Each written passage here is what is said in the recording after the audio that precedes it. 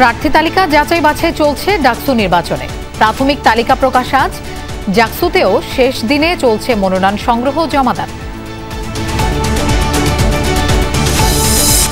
আশুলিয়ায় লাশ পোড়ানো মামলার বিচার শুরু। রাজসাক্ষী হতে চান এসআই আফজালুর। গুমের অভিযোগ নিয়ে ট্রাইব্যুনালে সাইদির মামলার সেই সুখরঞ্জন বালি।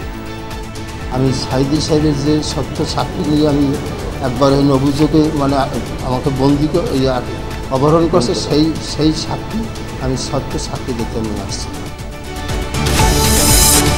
21শে আগস্ট গ্রেনেড হামলার মামলায় রায় 4 সেপ্টেম্বর। রাজনীতির মারপ্যাচে প্রকৃত আসামিরা যেন ছাড় না পায়, তাগিদ বিশ্লেষকদের। ঢাকা মাওয়া এক্সপ্রেসওয়েতে প্রাইভেট কার উল্টে 3 জন নিহত। হবিগঞ্জের সিএনজি ফিলিং স্টেশনে অগ্নিকাণ্ড, পুড়ে গেছে 10টি যানবাহন। বাসের ভিতরে যখন নাকি সিএনজি রিফিল করা হয়েছে, সেই রিফিলের সময় একটা যান্ত্রিক ত্রুটি হয়, সেখান থেকে আগুন।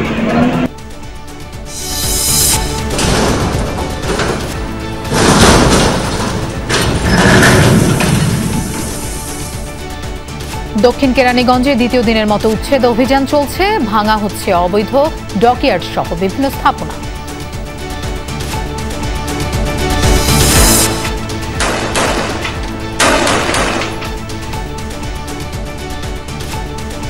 গাজা সিটিতে ইসরায়েলের তাণ্ডব, অন্তত 80 জনের প্রাণহানি। বাস্তুভিটা ছাড়ছেন লাখো মানুষ।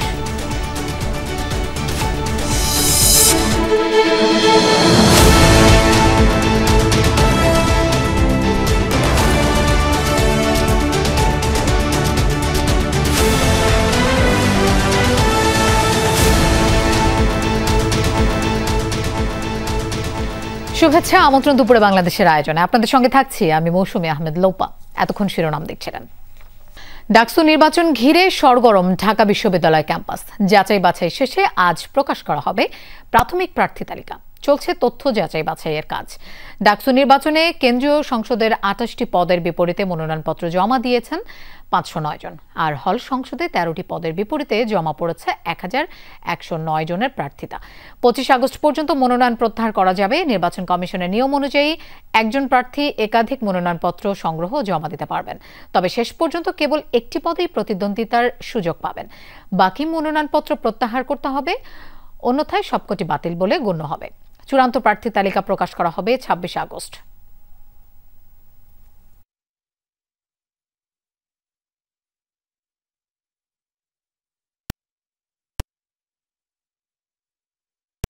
তিনটি হল মিলে একটি ভোট কেন্দ্র করে ত্রিমুখী সংঘর্ষ বাঁধিয়ে ডাকসু নির্বাচন বন্ধের পায়তারা চলছে, এমন অভিযোগ করছেন ছাত্র অধিকার পরিষদ প্যানেলের ভিপি প্রার্থী বিনিয়ামিন মোল্লা। দুপুরে মধুর ক্যান্টিনে সংবাদ সম্মেলনে এই অভিযোগ করেন তিনি। বলেন, ডাকসু নির্বাচন কমিশন প্রভাবিত হয়ে কাজ করছে। ভোট বানচালে সূক্ষ্ম ষড়যন্ত্র হচ্ছে। নির্বাচন কমিশন ছাত্রলীগের ফৌজদারি অপরাধীর বিরুদ্ধে ব্যবস্থা না নিলে আন্দোলনে যাওয়ার হুঁশিয়ারি দেন বিনিয়ামিন মোল্লা। তিনি বলেন, বিভ্রান্তি এড়াতে ব্যালটে হালনাগাদের ছবি দিতে হবে।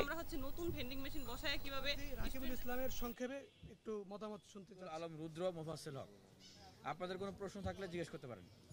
জি, স্বাস্থ্য পরিবহন সম্পাদক হিসাবে আছে। অনেক লড়াই সংগ্রাম করে জীবনের এক আমরণ অনশন করে জীবনের ঝুঁকি নিয়ে জীবনকে পরোয়া না করে আমরা এই ডাকসু নির্বাচন এই পর্যন্ত নিয়ে আসছি। এইখান থেকে ডাকসু নির্বাচনকে এরকম সূক্ষ্ম ষড়যন্ত্র করে আপনারা বানচাল করবেন আর আমরা ঢাকা বিশ্ববিদ্যালয়ের শিক্ষার্থীরা চুপ করে থাকবো, তা হতে দেব না। সহকর্মী আলামিন হক অহনের কাছ থেকে বিস্তারিত জেনে নেব। অহন, প্রাথমিক তালিকা প্রকাশ কখন হবে? আচরণবিধি লঙ্ঘনের কোনো ধরনের অভিযোগ আছে কিনা?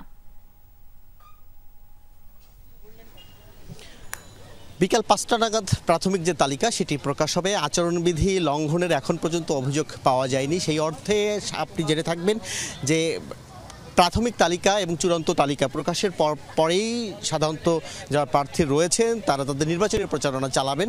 তখন মূলত আচরণবিধি লঙ্ঘন কতটা হয় সেটি দেখা যাবে।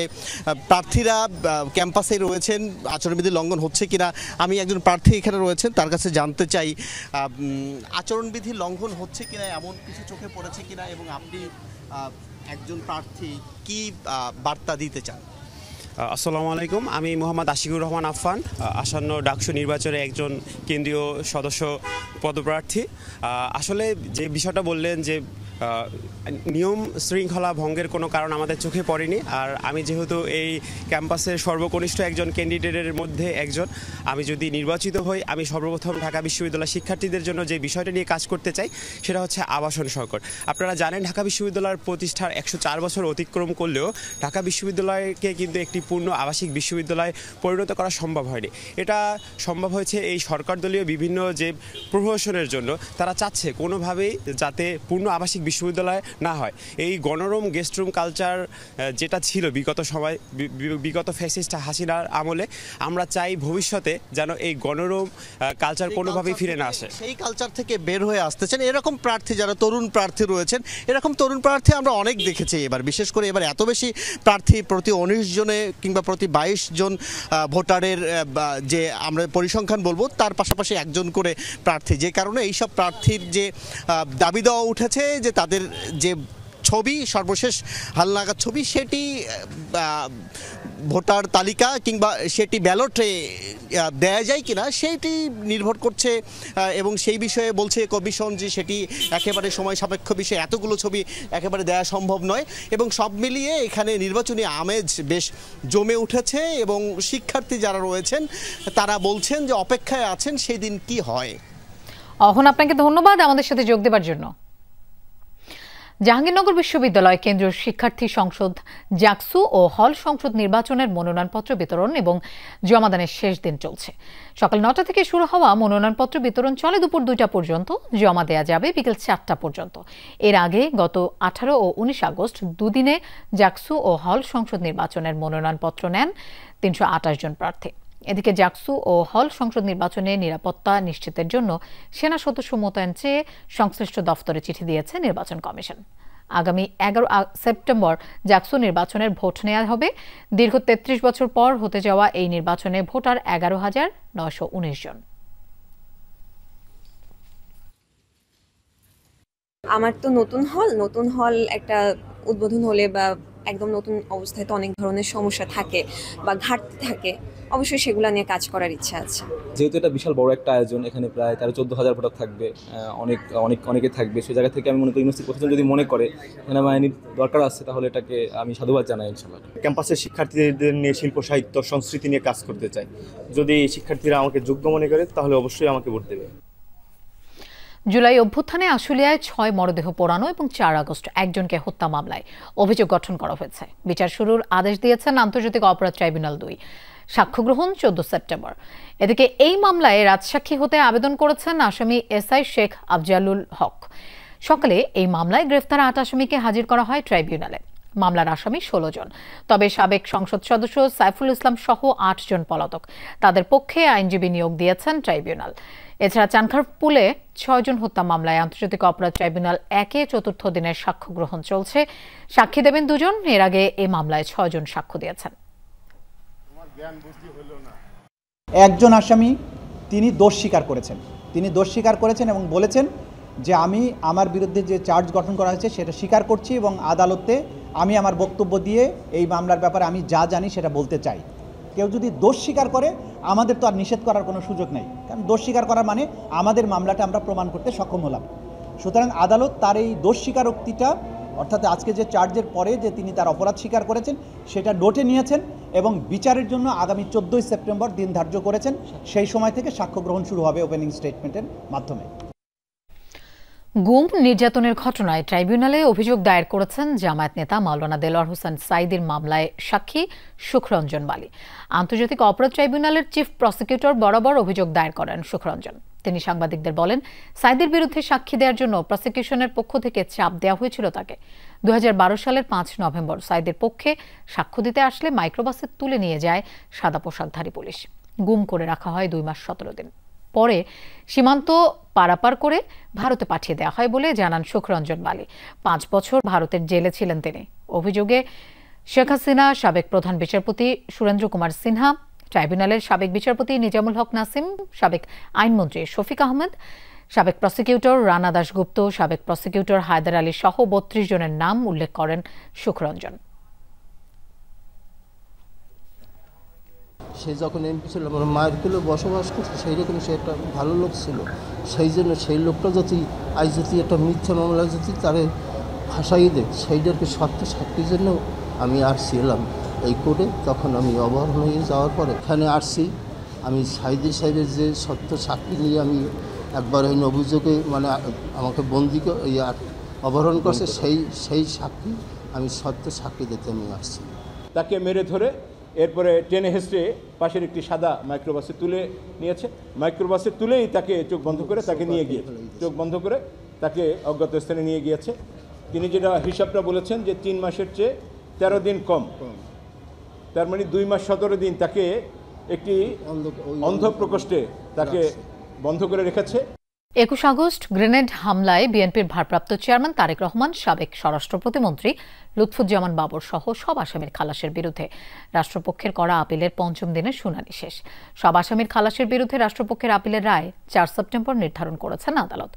সকালে প্রধান বিচারপতি ডক্টর সৈয়দ রেফাত আহমেদের নেতৃত্বাধীন আপিল বিভাগের 6 বিচারপতির বেঞ্চে এই শুনানি শুরু হয়। মামলায় তারেক রহমানের আইনজীবী ব্যারিস্টার কায়সার কামাল বলেন, শেখ হাসিনা এই মামলাকে ভিন্ন খাতে প্রবাহিত করতে চেয়েছিলেন।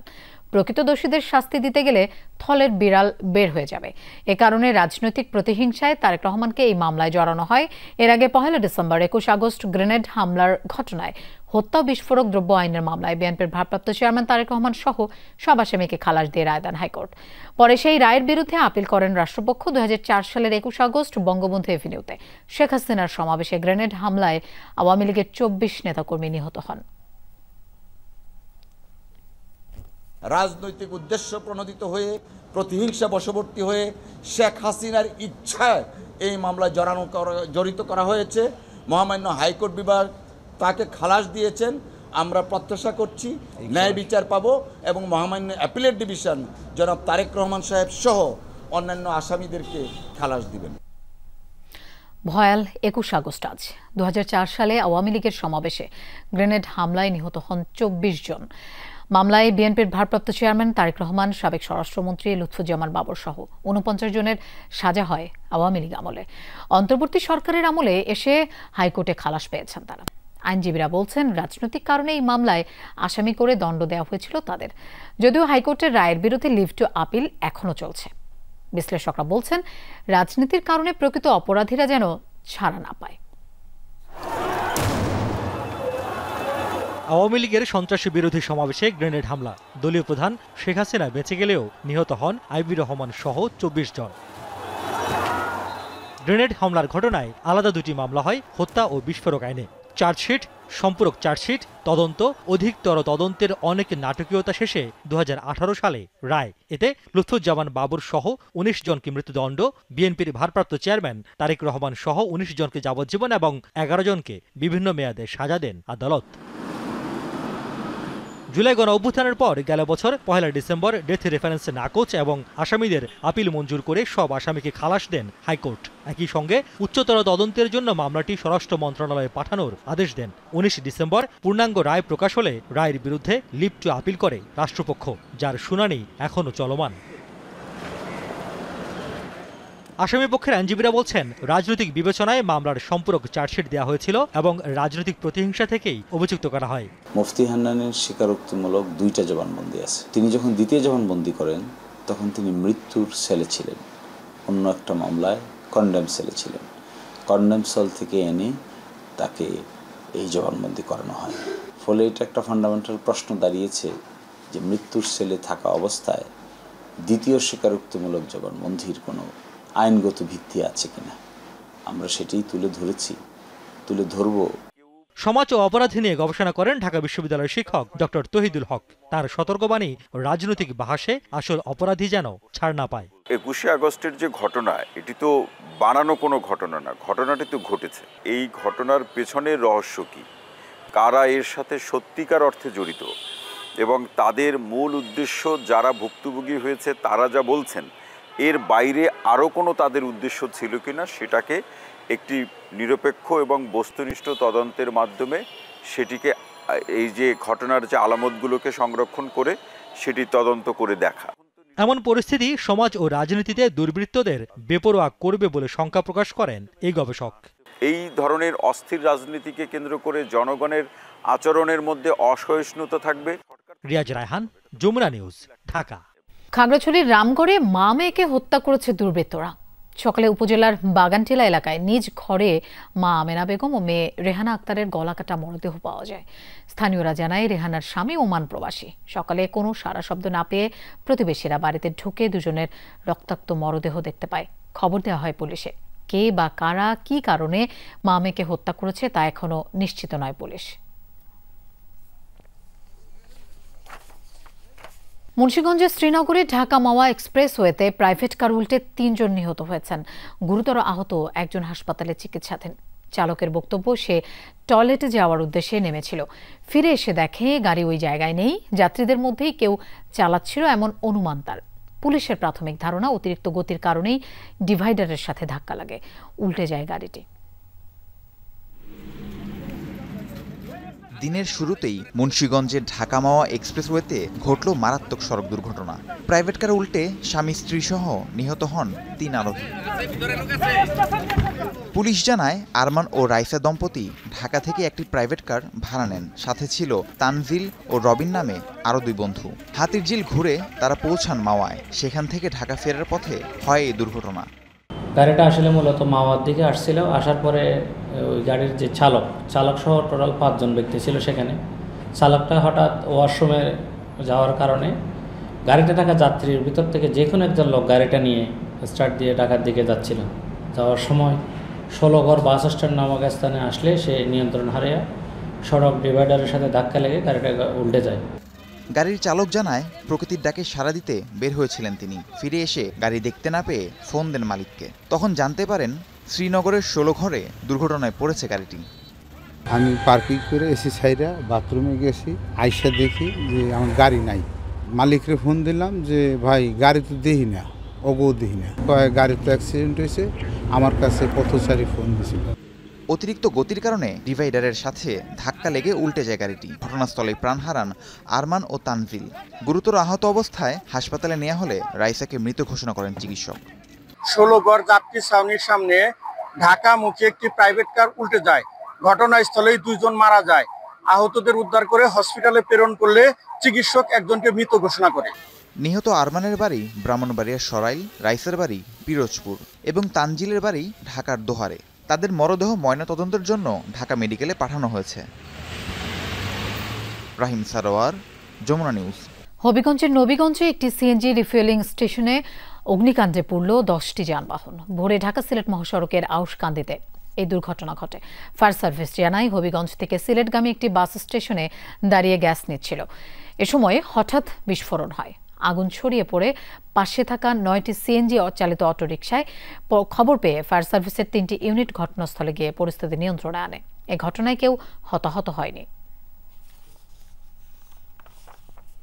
বাসের ভিতরে যখন নাকি সিএনজি রিফিল করা হয়েছে, সেই রিফিলের সময় একটা যান্ত্রিক ত্রুটি হয়, সেখান থেকে আগুন আমরা বাহুবল এবং উসমানীনগর থেকে আমরা 2টা টার্নআউট পাঠাই। 6:24-30 আগুনটাকে নিয়ন্ত্রণ করা হয়। দক্ষিণ কেরানীগঞ্জে দ্বিতীয় দিনের মতো যৌথ উচ্ছেদ অভিযান চালাচ্ছে ঢাকা জেলা প্রশাসন ও বিআইডব্লিউটিএ। বেলা 11:30 নাগাদ কাউটাইল এলাকায় শুরু হয় অভিযান। বিআইডব্লিউটিএ যুগ্ম পরিচালক মোহাম্মদ মোস্তাফিজুর রহমান জানান, বুড়িগঙ্গার তীরে গড়ে ওঠা অবৈধ ডকইয়ার্ড, দোকান ও কয়েকটি আধা পাকা ভবন অপসারণ করা হচ্ছে। পাশাপাশি বুধবার সাবেক প্রতিমন্ত্রী নসরুল হামিদের বাংলো বাড়ির বাকি অংশও আজ ভাঙা হবে।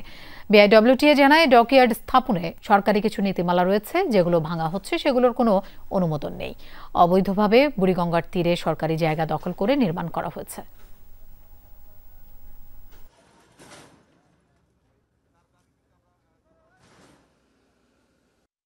এই পর্যন্ত আমাদের আজকে আরো কিছু স্থাপনা, আমরা কিছু ডকইয়ার্ড আছে, এই ডকইয়ার্ডগুলো আমরা উচ্ছেদ করেছি। আমরা আরো কিছু ডকইয়ার্ড আছে, সেগুলো আমরা উচ্ছেদ করব। আমরা পরবর্তীতে আরো উচ্ছেদ প্রোগ্রাম নিচ্ছি। নদীর তীরে যতগুলি অবৈধ স্থাপনা আছে, আরো কিছু স্থাপনা 5 আগস্টের পরে গড়ে উঠেছে, এগুলো আমরা ভেঙে দেবো। মাইকিং করা হয়েছে এবং নোটিশ দেওয়া হয়েছে, তারা কিন্তু এই সমস্ত স্থাপনা কিন্তু সরিয়ে নেয়নি। যার ফলে আমরা আজকে তাদেরকে উচ্ছেদ দেওয়ার নিচ্ছি। মেসেজ হচ্ছে, দখলদার যত বড়ই হোক, যত শক্তিশালী হোক, আমরা কোনো ছাড় দেব না। বাগেরহাটে 4টি সংসদীয় আসন বহাল রাখার দাবিতে খুলনা ঢাকা মহাসড়ক অবরোধ করে বিক্ষোভ করেছে সর্বদলীয় সম্মিলিত কমিটি। এতে আটকে পড়ে শত শত যানবাহন। সকাল 9টার দিকে মহাসড়কের নওয়াপাড়া ও কাটাখালী মোড় অবরোধ করা হয়। কর্মসূচিতে অংশ নেন বিএনপি, জামায়াত সহ বিভিন্ন রাজনৈতিক দলের নেতাকর্মী সহ নানা শ্রেণী পেশার মানুষ। আন্দোলনকারীরা জানান, দীর্ঘদিন ধরে বাগেরহাটে 4টি সংসদীয় আসন রয়েছে। নির্বাচন কমিশন একটি আসন কমিয়ে 3টি করার প্রস্তাব দিয়েছে। স্থানীয়দের দাবি 4টি আসনই বহাল রাখা। দুপুর 1টার দিকে মহাসড়ক থেকে সরে যায় বিক্ষোভকারীরা। 4 ঘন্টা যান চলাচল বন্ধ থাকায় ভোগান্তি পোহাতে হয় যাত্রীদের। আসন পুনর্বিন্যাস নিয়ে আগামী 25 আগস্ট নির্বাচন কমিশনে শুনানি হওয়ার কথা রয়েছে। প্রস্তাব দিয়েছে 4টি আসনকে 3টি কমানোর। আমরা এই দাবি মানি না, প্রত্যাখ্যান করেছি। 25 তারিখে সিদ্ধান্ত 4 আসন ফিরিয়ে দেওয়ার পক্ষে না হয় 26 তারিখ থেকে লাগাতার কর্মসূচি। নর্থ সিটি থেকে আসছি বাগেরহাটে যাওয়ার জন্য, কিন্তু এখানে এই মোড়ে এসে দেখি এখানে অবরোধ চলছে।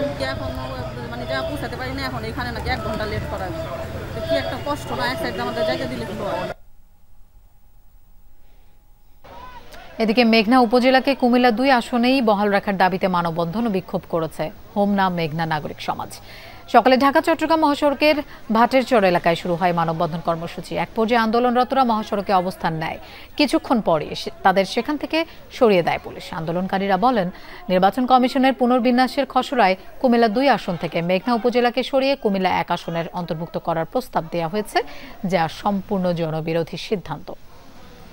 অনুভূতি শূন্য হয়ে যাওয়া তথাকথিত কবি, সাহিত্যিক, অভিনয় শিল্পীরা 15 আগস্টে শোক জানিয়েছেন বলে মন্তব্য করেছেন বিএনপির সিনিয়র যুগ্ম মহাসচিব রুহুল কবির রিজভী আহমেদ। বস্তুগত প্রাপ্তির লোভে তারা ফ্যাসিবাদের পক্ষে অবস্থান নিয়েছেন। দুপুরে তেজগাঁওয়ে প্রামাণ্য চলচ্চিত্র 36 জুলাই এর প্রিমিয়ার অনুষ্ঠানে এই মন্তব্য করেন রিজভী। জুলাই বিপ্লবকে মহাকাব্যিক ঘটনা এবং নিহত আহত অংশগ্রহণকারী সকলেই ঐতিহাসিক চরিত্র বলে মন্তব্য করেন রিজভী আহমেদ। অনুষ্ঠানে ডাকসুর সাবেক ভিপি, গণ অধিকার পরিষদের সভাপতি নুরুল হক নূর বলেন, এমন একটা বাংলাদেশ দেখতে চাই, রাষ্ট্র ও আইনশৃঙ্খলা বাহিনী যেন কখনো জনগণের বিরুদ্ধে না দাঁড়ায়।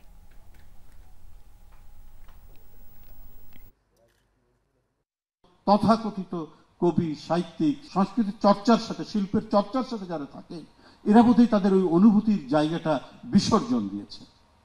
কারণ আজকেই পড়লাম, এদের অনেককেই রানওয়ের পাশে, যেটা একেবারেই বেআইনি, সেখানে তাদেরকে প্লট দেওয়া হয়েছে। অর্থাৎ বস্তুগত স্বার্থের লোভে এরা নগ্নভাবে ফ্যাসিবাদের উপাসনা করেছেন। রাজনীতির নতুন প্রেক্ষাপটে এবার নতুন জোট নিয়ে নির্বাচনে অংশগ্রহণের ছক চূড়ান্ত করেছে জামায়াত ইসলামী। সমমনা ইসলামী দলগুলো নিয়ে জোট গঠনের প্রাথমিক কাজ এরই মধ্যে অনেকটা এগিয়েছে। জাতীয় নাগরিক পার্টি এনসিপির সাথেও জামায়াতের কৌশলগত নির্বাচনী জোট হতে যাচ্ছে বলে ইঙ্গিত দিয়েছেন দলটির শীর্ষ নেতারা। 2 নায়েবে আমির বলছেন, 300 আসনে প্রাথমিকভাবে প্রার্থী ঘোষণা করা হলেও জোট করেই নির্বাচনে যাবে জামায়াত।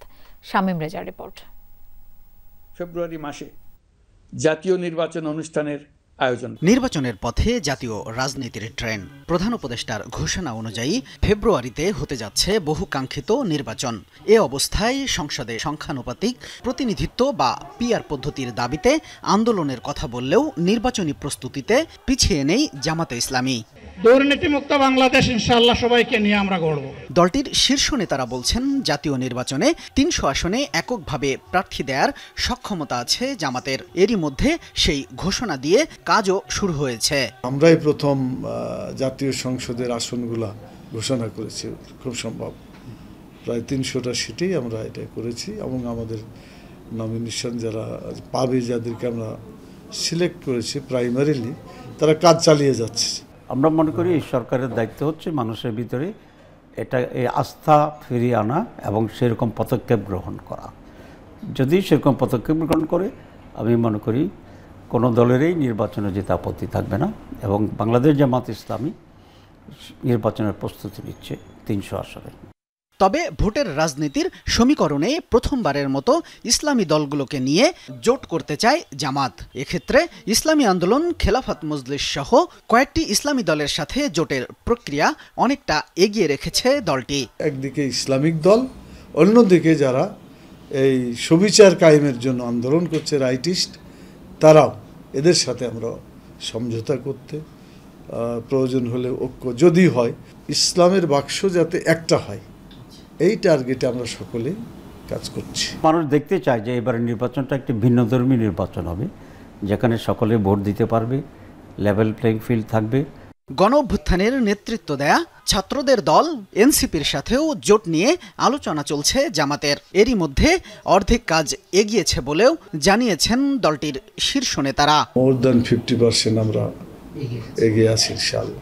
এখন আল্লাহ ভালো জানেন কতটুকু আমরা কামিয়াব হতে পারবো। মানে এই 50% এর দিক থেকে কি এনসিপিও আচ্ছা। বিএনপির সাথে 4 দলীয় জোট করে 2001 সালে ক্ষমতার অংশ হয়েছিল জামাত। 2008 সালের নির্বাচনী জোটেও ছিল বিএনপির শরিক। তবে নতুন রাজনৈতিক পরিস্থিতিতে জামাত এবার নির্বাচনে নিজেদের রাজনৈতিক সক্ষমতার প্রমাণ দিতে চায়। বিএনপির সাথে নির্বাচনী কোনো সমঝোতা জামাতের হতে পারে কিনা এখন পর্যন্ত মানে আমাদের সেরকম পরিবেশও হয়নি বা সেটা হচ্ছে না। শামীম রেজা, যমুনা নিউজ, ঢাকা। স্থায়ী ক্যাম্পাস নির্মাণ সহ 6 দফা দাবিতে ঢাকা চট্টগ্রাম মহাসড়ক অবরোধ করে বিক্ষোভ করেছে ফেনী বিশ্ববিদ্যালয়ের শিক্ষার্থীরা। দুপুরে সদরের মহিপাল এলাকায় মহাসড়কে অবস্থান নেন বেসরকারি বিশ্ববিদ্যালয়টির শিক্ষার্থীরা। এতে ঢাকা ও চট্টগ্রামমুখী 2 লেনেই বন্ধ হয়ে যায় যান চলাচল। ভোগান্তিতে পড়েন যাত্রীরা। আধা ঘন্টা পর মহাসড়ক থেকে সরে যান আন্দোলনকারীরা। শিক্ষার্থীরা জানান, প্রতিষ্ঠার 13 বছর পেরিয়ে গেলেও এখনো স্থায়ী ক্যাম্পাস নির্মাণ হয়নি, ফলে ব্যাহত হচ্ছে পড়ালেখা। এর আগে আন্দোলনের মুখে গতরাতে পদত্যাগ করেন VC doctor Jamal Uddin Ahmad. UGC অনেকগুলো ইউনিভার্সিটি তালিকা করে দিয়েছিল যাদের স্থায়ী ক্যাম্পাস নির্দিষ্ট ডেডলাইনের মধ্যে ডিসেম্বরের মধ্যে হচ্ছে যে যাদের স্থায়ী ক্যাম্পাস প্রয়োজন আছে, যেখানে আমাদের ফেনী ইউনিভার্সিটিরও একটা লিস্ট দিয়েছিল যে আমাদের ডিসেম্বরের মধ্যে স্থায়ী ক্যাম্পাস শিফট করতে হবে। আমরা গত 1 বছর যাবত বারবার ডিউটিকে বলেছি, কিন্তু ওনারা আশ্বাস দিয়েছে যে আমাদের স্থায়ী ক্যাম্পাস দিতে। আমাদের জমিও কেনা আছে, কিন্তু কেন এখনো স্থায়ী ক্যাম্পাস দেওয়া হয়নি সেটা আমরা এখনো জানি না, এখনো কোনো সঠিক উত্তর পাই। নথি গায়েব করে 146 কোটি টাকার কর ফাঁকির অভিযোগে ঢাকা কর অঞ্চল 5-এর কমিশনার আবু সাইদ মোহাম্মদ মুস্তাক সহ 3 কর্মকর্তার বিরুদ্ধে মামলা করবে দুদক। কমিশন আজ এই মামলার অনুমোদন দিয়েছে। দুদকের সহকারী পরিচালক মিনহাজ বিন ইসলাম মামলা করবেন। অন্য আসামিরা হচ্ছেন কর অঞ্চল 5-এর অতিরিক্ত কমিশনার গোলাম কবির ও উপকর কমিশনার লিঙ্কন রায়। দুদক জানায়, 2020-21 ও 21-22 কর বর্ষে ধামসুর ইকোনমিক জোনের কাছে কর দাঁড়ায় 146 কোটি 57 লাখ টাকা। তখন কর কর্মকর্তা বদলি হলে নতুন কর্মকর্তা কর পরিবর্তন করে দেন। এছাড়া মূল কর নির্ধারণী আদেশের নথিও গায়েব করে ফেলা হয়। জনদুর্ভোগ কমাতে গিয়ে বাড়িয়েছে সাতক্ষীরা স্থানীয় সরকার প্রকৌশল অধিদপ্তর। কাজ শুরুর কয়েক বছর পরেও থমকে আছে জনগুরুত্বপূর্ণ বিভিন্ন স্থানে থাকা 17টি ব্রিজের নির্মাণ কাজ। এলজিডির আওতাধীন গ্রামীণ সড়কের অবস্থাও বেহাল। এতে ভোগান্তিতে লাখ লাখ মানুষ। এলজিডির নির্বাহী প্রকৌশলী জানিয়েছেন, বরাদ্দ স্বল্পতায় সব কাজ শেষ করা যায়নি, তবে দ্রুত সমাধানের আশ্বাস দিয়েছেন তিনি। সাতক্ষীরা সদরের বেতনা নদী 2022 সালে 6 কোটি 41 লাখ টাকার সেতু নির্মাণ কাজ শুরু করেছিল এলজিইডি। গেল 3 বছরে অগ্রগতি মাত্র এটুকুই। আমাদের কোনো উপায় নেই, প্রশাসনের দিক চোখই দেয় না, তারা আসে দেখি যায়, কাজকর্ম তেমন হচ্ছে না, আমরা দেখতেও পাচ্ছি না। একজন আসতেছে, যে কাজ করতেছে আবার চলে যাচ্ছে। ব্রিজটি নির্মাণকারী যৌথ ঠিকাদারি প্রতিষ্ঠান আজাদ ইঞ্জিনিয়ারিং অ্যান্ড ইকবাল জমাদ্দার। কার্যাদেশ অনুযায়ী 2023 সালের 15 মে নির্মাণ শেষ হওয়ার কথা ছিল, তবে তা পারেনি ঠিকাদার। প্রেসটেসিং স্টিল বাংলাদেশে অ্যাভেলেবল না থাকায় কাজটা সাময়িক বন্ধ ছিল। তবে বর্তমানে ম্যাটেরিয়াল সব কিছু অ্যাভেলেবল এবং ঠিকাদার কাজ শুরু করছে। আমরা 1 বছর ধরে প্রোডাকশন হলে প্রথমেই আমরা ওয়্যারটা নিয়ে এসেছি। আমরা আগের থেকে বুকিং দিয়ে রাখছিলাম, ওয়্যারও এসে গেছে, আমাদের কাজ রানিং হয়েছে। কালীগঞ্জের কাকশিয়ালী নদীতে 10 কোটি 35 লাখ টাকার ব্রিজ নির্মাণ কাজ শুরু হয় 2023 সালের 6 জুন। শেষ হওয়ার কথা ছিল পরের বছরের ডিসেম্বরে, অথচ থমকে আছে কাজ। 2 থেকে 2.5 বছর এই ব্রিজটা ফেলায়নি, এইভাবে ভেঙে চুরি থুই গেছে। দেখা যাচ্ছে একটা রোগী নিয়ে সাতক্ষীরায় যাবো, যাইতে পারি না, খুব সমস্যা। একই চিত্র তালার কপোতাক্ষ নদে নির্মিত ব্রিজেরও। নির্মাণ শুরুর 5 বছরেও নেই অগ্রগতি। শালিকা নদীতে নির্মিত ব্রিজটির কাজও শেষ হয়নি দীর্ঘদিনে। জনগণের দুর্ভোগ দেখার মতো এখানে কোনো সিস্টেম দেখছি না। এই ডুকাটা ব্রিজ হতে কপোতাক্ষ নদীতে এতদিন তো লাগে না। নির্মাণাধীন এই 4টি ব্রিজে শুধু দুর্ভোগ নয়, এলজিইডি জেলা কার্যালয় বলছে জেলার জনগুরুত্বপূর্ণ স্থানে পড়ে আছে এমন 17টি ব্রিজ। স্থানীয়রা বলছেন জনদুর্ভোগ দেখার মানুষ কোথায়।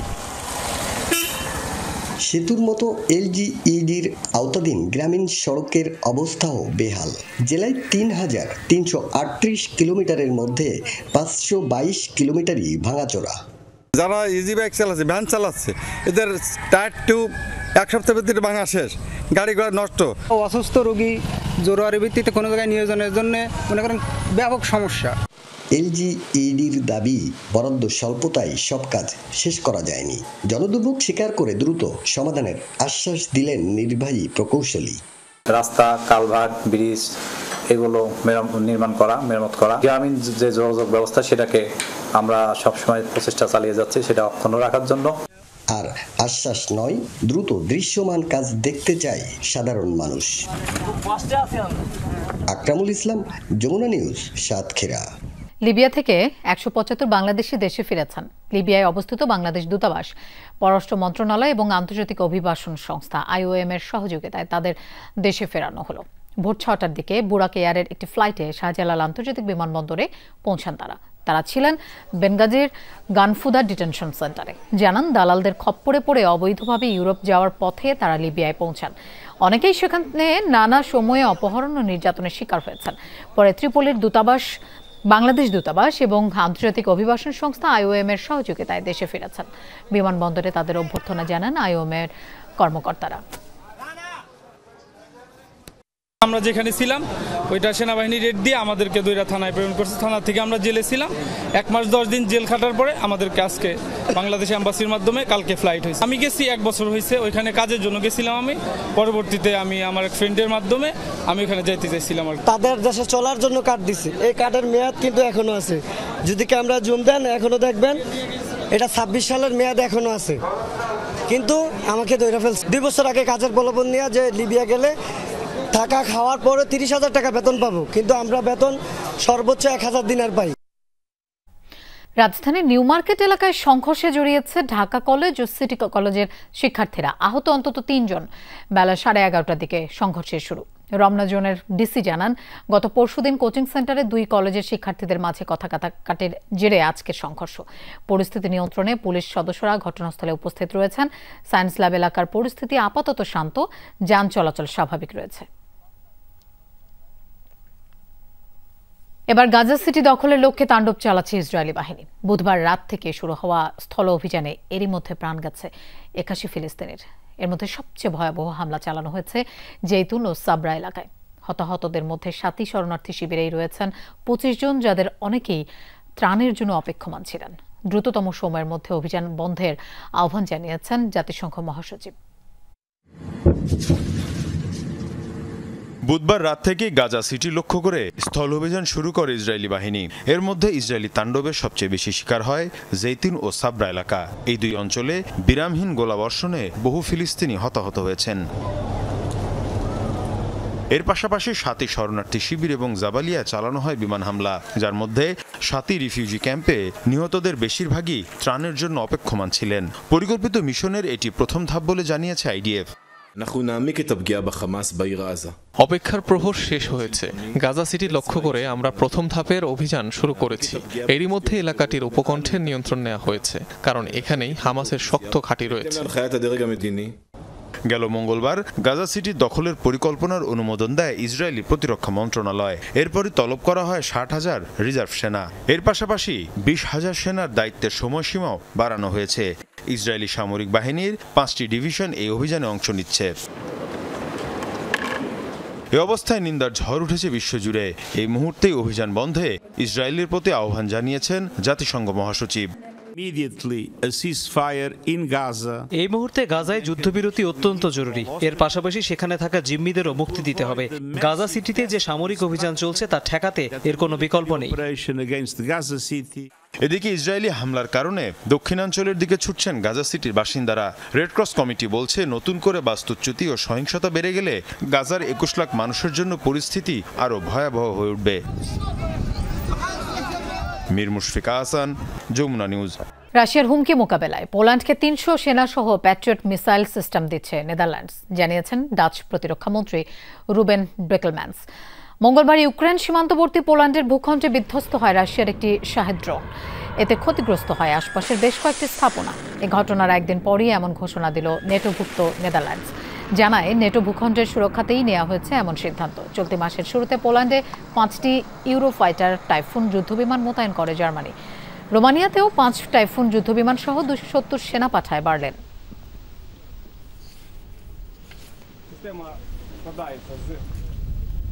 জাপানের ওকিনাওয়া উপকূলে অগ্নিকাণ্ডের শিকার হয়েছে মার্কিন নৌবাহিনীর একটি জাহাজ। বুধবার আগুন লাগে ইউএসএস নিউ অরলিন্স নামের জাহাজটিতে। এক বিবৃতিতে তথ্য নিশ্চিত করেছে মার্কিন নৌবাহিনী। আগুন নিয়ন্ত্রণে কাজ করে জাপানের self defence force, Japan coastguard এবং মার্কিন নৌবাহিনীর আরেকটি জাহাজ। তাদের যৌথ প্রচেষ্টায় সম্পূর্ণভাবে নেভানো সম্ভব হয় আগুন। এই দুর্ঘটনায় সামান্য আহত হয়েছেন 2 জন মার্কিন নাবিক। প্রাথমিক চিকিৎসা দেওয়া হয়েছে। তাদের আশপাশের সমুদ্রে কোনো তেল ছড়িয়ে পড়েনি এবং পরিবেশগত ক্ষতির আশঙ্কাও নেই বলে নিশ্চিত করেছে জাপান কোস্টগার্ড। টিকে থাকার জন্য কৃত্রিম বুদ্ধিমত্তার মতো নতুন কৌশল ব্যবহার করছে জঙ্গি গোষ্ঠী ইসলামিক স্টেট আইএস, এমন দাবি করেছেন জাতিসংঘের কর্মকর্তারা। বুধবার জাতিসংঘের নিরাপত্তা পরিষদের বৈঠকে এ বিষয়ে আলোচনা হয়। জাতিসংঘের সন্ত্রাস বিরোধী দফতরের প্রধান ভ্লাদিমির ভোরনকভ পরিষদকে জানান, সাইবার নিরাপত্তা বিষয়ে বিশেষজ্ঞ নিয়োগের চেষ্টা করছে আইএস। পাওয়া গেছে এমন তথ্য।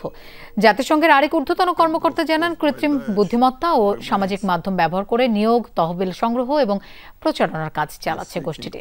আরেক কর্মকর্তা জানান, সামাজিক মাধ্যম, মেসেজিং অ্যাপ আর ক্রাউড ফান্ডিং সাইটের মতো ডিজিটাল প্ল্যাটফর্মগুলো এখন ক্রমশ সন্ত্রাসী অর্থায়নে ব্যবহৃত হচ্ছে। বিশেষ করে যেসব প্ল্যাটফর্মে সরাসরি টাকা লেনদেনের সুযোগ আছে এবং প্রয়োজনীয় যাচাই বাছাইয়ের ব্যবস্থা নেই, সেই সব প্ল্যাটফর্মে ব্যবহার করছে জঙ্গি গোষ্ঠীটি।